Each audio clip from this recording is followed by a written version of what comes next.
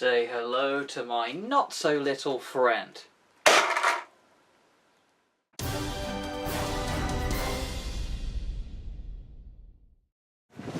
Right, people. I can't even see my face because of the recording. I think I'm in view.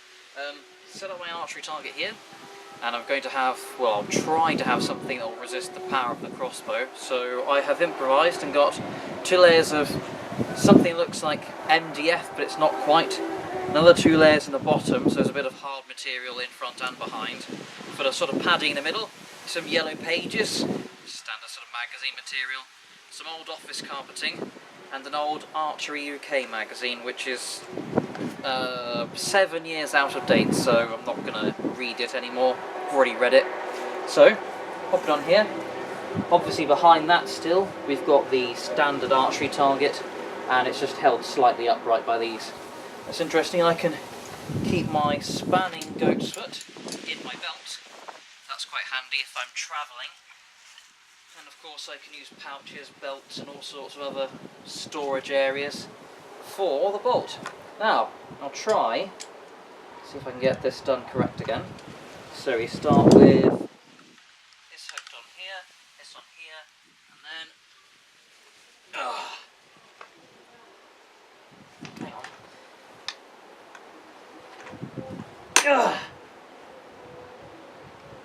Ease it. Whew. Tough crossbow. That is my first time spanning it. Right, so now one of the things I can do is I can put my thumb over this, which apparently is a genuine tactic. So otherwise, actually no, it's not slipping out. Okay, so aim it straight centre, and 3, 2, 1.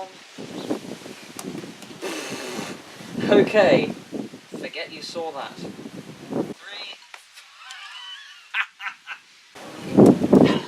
Bollocks. I am not good with this crossbow. Shot like this. Oh. We'll try again later.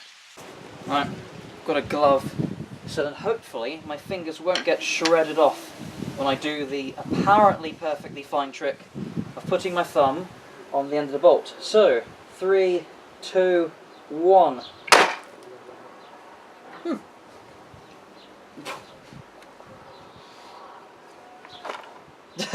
Got my glove stuck in there, but apart from that, very nice. Now let's see how it's penetrated. Actually, not as powerful as I thought. Mind you, it's deceptive. It says about a 350... yeah, there we are. So would have started trying to get into that. I'll bring it closer for you to look at. So here we have. It's just started to penetrate into here, but the wood has significantly reduced its power. So we go here, and it's gone. Well, yeah, basically all the way through the actual book, but it's only started to poke a millimetre or 2 out there. But here's the main penetration. Just put the book down. So, also sort of rounded, as you can see. It does a bit of that. So we'll see if I can get this off. It is soggy wood, so...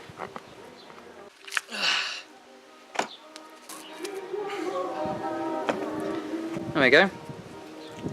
Still completely intact. In perfect condition. Oh, and apologies about the human sounds coming from over there. There is an annual event called Lapstock happening, which is this music concert in my backyard practically. Makes it a bit difficult to sleep. But yeah, perfectly intact. Done a good bit of damage. I'm fairly happy. Second test. This time indoors. Practically point blank range, but 3, 2, 1. Nice. So it punctured all the way through this carpeting material. It went all the way through a yellow pages, and then went all the way through this archery magazine, quite appropriately, and then it just started to poke at the sort of, fiberboard stuff, but it didn't actually cause any puncturing. So that's interesting. Right, so I don't know if it's correct technique or not, but I've learnt to partially, well, push the trigger, put the latch slightly forwards, so the back part is up instead of the front part, and then by the time it's spanned, it's reset to a proper position, and then it clicks in place. It's secure. Whew! I do not know how to use crossbows. Although I will do by the end of this. Where did that go? See it yet?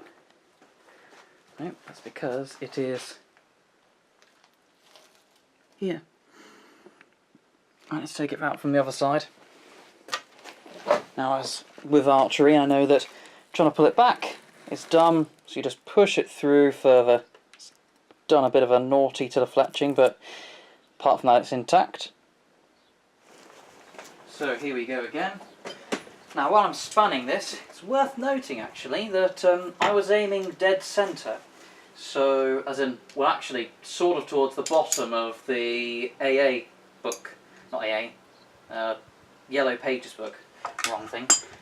So, that means that it does actually have the same effect as that Archer's Paradox, where it, well, the Archer's Paradox in full actually brings the arrowhead slightly out to the side, often to the direction of the bow arm.